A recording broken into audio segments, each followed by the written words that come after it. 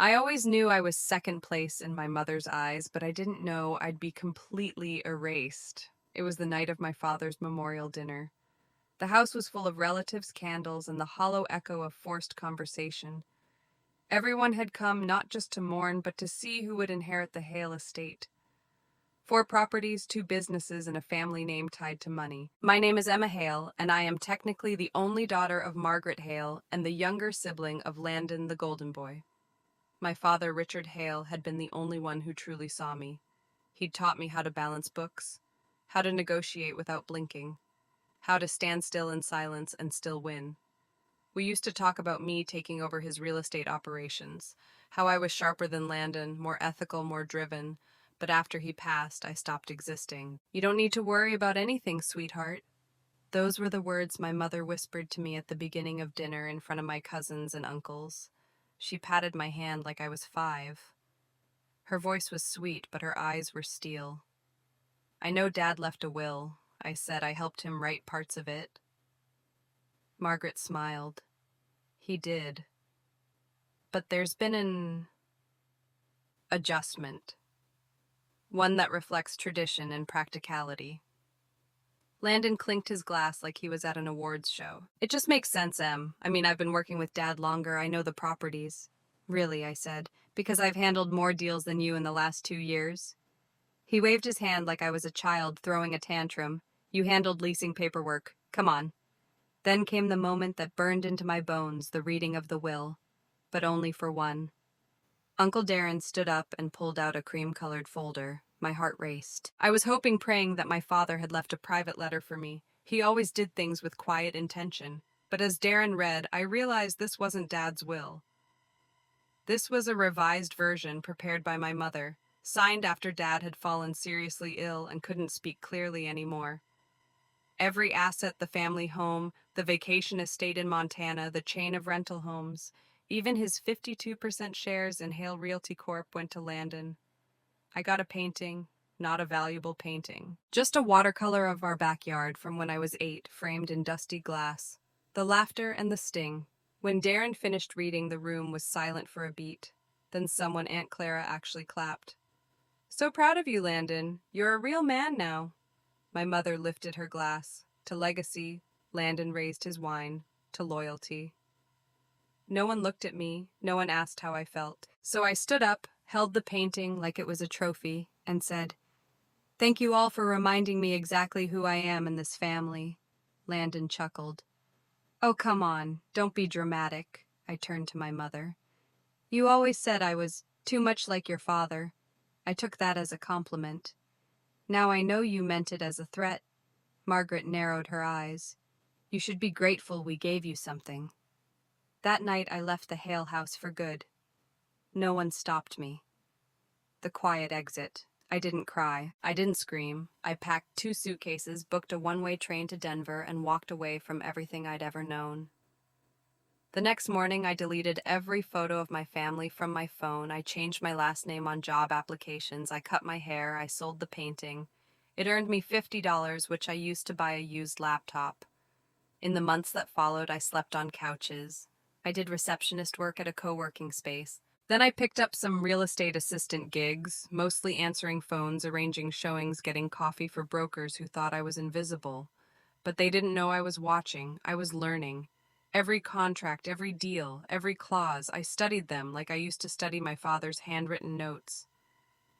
And one day, I wrote in my journal, "One day I will buy back that house, and they won't even know it was me." Denver wasn't home, but it was empty enough for me to disappear into. I worked odd jobs for 2 years. Nothing glamorous. I cleaned open houses, answered phones, even handed out flyers in the snow. But I always kept my ears open. I wasn't just surviving, I was scouting. One night, while closing up a rental office, I overheard 2 agents arguing over a sale that fell through because of a zoning issue. One of them, a cocky, well-dressed guy named Chris, slammed his tablet on the counter and said, "Honestly, this whole city's just broken parcels and bad paperwork." And I thought, that's the gap. I started studying zoning law at night. I downloaded PDFs from government websites. I joined forums. I watched real estate lawsuits on YouTube like they were detective shows. By year 3, I had enough side gigs to go full freelance. By year 4, I launched my own consultancy, quietly helping buyers navigate impossible land deals. I didn't have an office, just a Gmail account and a cell phone, but word spread. Because I solved the problems others said were impossible, I called it Northlight. I didn't want my name attached to anything I needed to grow without alerting anyone back home, so I bought a shelf corporation and rebranded it. Northlight Developments. No photos of me, no personal bios, just clean professional branding. My clients thought I was some faceless team of experts. In reality, I was working from my rented kitchen table. By the 5th year, I had closed on 17 distressed properties, flipped 8, and had 4 passive income rentals. I reinvested everything, no vacations, no luxury cars, no big reveals. I was building a war chest, and I knew exactly what for. The research begins. One evening, I looked up Hale Manor, the estate my father built from nothing, the home where I was raised, where my dreams were born and where they died. I had avoided searching it for years, but something inside told me it was time. What I found shocked me. The estate was under a lien, multiple liens in fact. Landon had taken out loans using it as collateral and then defaulted. There were rumors he was in debt to a predatory investor group. The Hale name, so carefully guarded by my mother, was collapsing. I called a friend from law school who now worked in property auctions. I asked her to keep an eye on Hale Manor's public filings. Quietly, she agreed. You know, you could just sue them. I smiled. I don't want to sue them. I want to own them. The quiet rebuild. I expanded Northlight. Instead of waiting for properties to hit the market, I approached failing owners directly, offering above-market deals with fast closing terms. I started acquiring the land surrounding Hale Manor, one parcel at a time. A gas station, a defunct flower shop, a stretch of old farmland. Within a year, Northlight owned nearly 40 acres surrounding the family estate. My team, which had now grown to include a lawyer, 2 brokers, and a retired city planner, had no idea who I really was. To them, I was just E. Monroe, the ghost founder. But every email I sent, every document I signed, I thought of my mother's face, of Landon's laugh, of the night they gave me a $20 painting and called it Inheritance, the invitation. The call came unexpectedly. Emma. This is, Sandra from the Hale Foundation. Your mother asked me to reach out. I froze. She's requesting your presence at the upcoming family gala. It's the 75th anniversary of Hale Realty. I blinked. She knows I'm alive, Sandra chuckled awkwardly. Of course, she just assumed you were traveling, right? They never asked where I went. Never called. I had ceased to exist. Until now. The plan crystallizes. I hung up without confirming. Then I stared at my screen. Hale Manor. Still not listed for sale, still hanging by threads of bad debt. That's when I called my lawyer. Create a new entity, use Northlight's name, but keep it one level deeper. I want to make an anonymous offer for Hale Manor's debt package. He didn't ask questions. 2 weeks later, I owned all the debt tied to Hale Manor. Landon didn't know it yet, but the next foreclosure notice that landed on his porch would carry my silent fingerprint, the calm before the storm. I stood on the street in front of Hale Manor one evening. It was dusk. Lights were on inside. I could hear faint piano music, probably my mother pretending things were still dignified. I wore a hoodie. No one saw me. I looked at the shutters, the peeling balcony paint, the rotting wood near the eaves, and I whispered to myself, I'm not coming back for revenge. I'm coming back for reclamation. It started with a white envelope. Nothing about it looked special. Just a plain letter left on the doorstep of Hale Manor, stamped from the Denver County Property Court. But inside that envelope was the beginning of an earthquake, the first cracks. Landon didn't notice it at first. He tossed the letter on the table, thinking it was another tax notice. He had grown careless, assuming things would always work out like they always had. But Margaret, ever the perfectionist, opened it. She screamed, because it wasn't just a letter. It was a notice of intent to foreclose, detailing outstanding debts, interest penalties, and a 30-day countdown before formal proceedings began. What is this, Landon? She shrieked. He tried to act calm. Probably a mix-up? But Margaret read it twice, then a third time, and there it was in black and white. All collateralized properties under Hale Realty Corp., including Hale Manor, shall be subject to public foreclosure proceedings if full payment is not received by the listed date. The blood drained from her face. You told me the debts were covered. Landon grabbed his phone. Let me call the bank, I'm sure. But the number was disconnected because the debt wasn't with a bank anymore, it was with me. Behind the scenes. I sat in my new high-rise apartment, sipping black tea, watching as my legal team filed the public notice of foreclosure. Everything was clean, legal, and invisible. The documents listed Northlight Holdings as the claimant. Not a single mention of my real name. I had become the ghost in their walls, the thing they couldn't see but couldn't escape. And soon the whispers began. Whispers in the community. Margaret tried to hide it, of course. She continued hosting brunches, pretending the Hale legacy was as solid as ever. But in tight-knit circles, gossip spreads like gasoline on fire. Did you hear Hale Manor's in debt? Landon mortgaged the estate for a casino project in Scottsdale. I heard the foreclosures already filed. No one confronted them directly, but donors started pulling out of the Hale Foundation. Partners hesitated to renew real estate contracts. Even the gardeners stopped showing up. Margaret was forced to call Emma. The call that changed everything. I let it ring and ring. She didn't leave a voicemail the first time, but the second she did. Emma, it's your mother. I know we haven't spoken, but I think there's been a misunderstanding. If you have any contacts at Northlight, perhaps you could intervene for your brother. I didn't respond.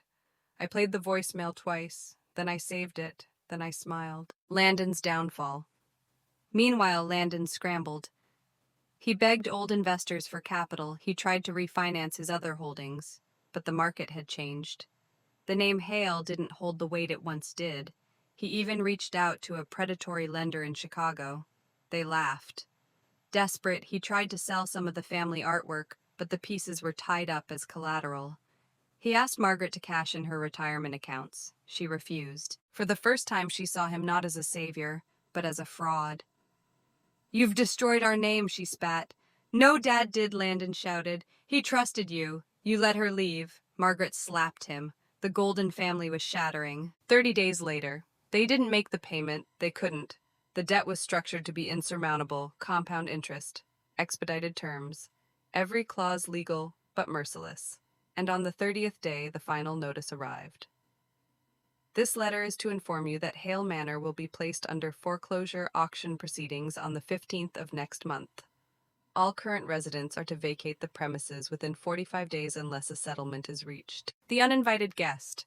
That same week, the Hale Foundation hosted their annual gala. Fewer people showed up. Half the room was empty, but I came. Not as Emma Hale, but as E. Monroe, anonymous sponsor of Northlight Developments and surprise donor for the Hale Foundation's last desperate fundraising attempt. They didn't recognize me at first. I wore a simple black dress, hair pulled back, no makeup, just presence. But Landon's eyes caught mine from across the room. He froze. His jaw dropped slightly, and Margaret, turning to see what startled him, gasped when she saw me. "Emma?" I nodded once. "Enjoying the party?" Margaret tries to regain control. She rushed over. "Why now? Why come back?" "I heard there was a foreclosure," I said plainly. "We didn't ask for this." "I know you didn't ask for me either." "You can't let this happen," she hissed. "It's your home too." I raised an eyebrow. "Oh, now I belong." Her face paled. "This is personal revenge." "No," I said, calm as ever. "This is business, and in business everything has a cost." Landon walked over, his face red with panic. "You can't do this. You're my sister." I leaned in close, smiled slightly, and whispered, "Then you should have treated me like one." The day of the foreclosure auction arrived like a storm no one could stop. Outside the courthouse, real estate investors and brokers gathered like vultures, ready to feast on what they believed was a dying legacy. The Hale estate, once untouchable, was now item 46 on the auction list, sitting between two strip malls and a derelict gas station. I watched from a distance, standing behind tinted windows in the back of a black SUV. I didn't need to be in the room. I had agents bidding on my behalf, but this time I was ready to be seen. The final bidding opened low. A few hands went up. Some pulled out when they realized the legal entanglements were deep, but my bidder stayed steady until finally sold Hale Manor to Northlight Holdings. The gavel dropped. It was done. 3 days later, a letter on the door. Margaret found it early in the morning. The house was quiet. Landon hadn't spoken in 2 days. He'd been drinking. Her hair was undone, her robe wrinkled. She opened the front door to get the newspaper and instead found an envelope taped to the wood. Elegant script, thick paper, her name written in full. Margaret Estelle Hale. Inside a single letter.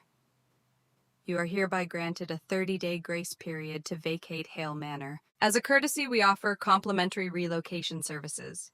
However, as per the original foreclosure terms, all rights to this property have now transferred to Northlight Holdings. Sincerely, E. Monroe, Managing Director. She sank into the doorway letter, trembling in her hands. Emma, she whispered. No, not you. But it was me. The confrontation. They didn't wait for a lawyer. They drove straight to my new office in downtown Denver, a glass tower with Northlight's name engraved in steel. The receptionist didn't flinch when she saw them. I had told her they might come.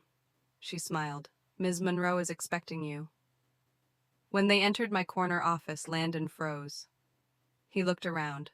The city skyline behind me, the team outside the glass walls, young, professional, diverse, and me standing behind the desk he once mocked me for sitting at. Margaret broke first. How long? 7 years, I said. You've been planning this. I nodded. From the night you handed my future to someone else. Landon slammed his hand on the table. You tricked us. No, I said coolly. You forgot me, and I used that invisibility to build something real. He lunged toward the desk. Security stepped in. I held up a hand. Let him, Landon glared. You really want to humiliate us like this? I walked around the desk, stopped inches from him, and said, You did that to yourselves? I just made sure the consequences were signed and notarized. The deal.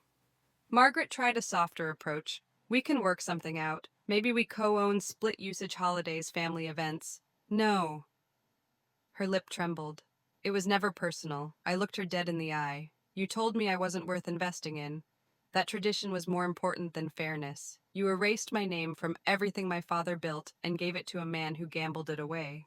She said nothing. So I pulled out a document and laid it on the desk.